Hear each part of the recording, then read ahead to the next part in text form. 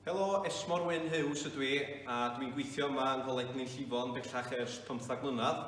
Wedi cael yng ngeni a magu yng Nghardal Gaernarfon sydd ddim yn bell lawr y lôn.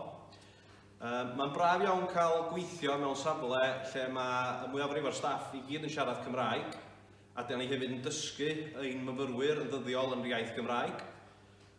Mae'r asiniadau yn cael ei rhoi i mewn yn Gymraeg, a dyn ni'n mynd i roid adborth yn ôl.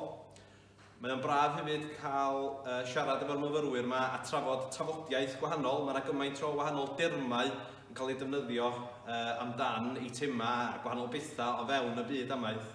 Mae'n eich syni chi ddweud y gwir. Wedyn, dwi'n teimlo'n lwcus iawn fy mod i'n gallu parhau a gweithio fel hyn bob dydd a siarad yr iaith Gymraeg. Diolch yn fawr iawn.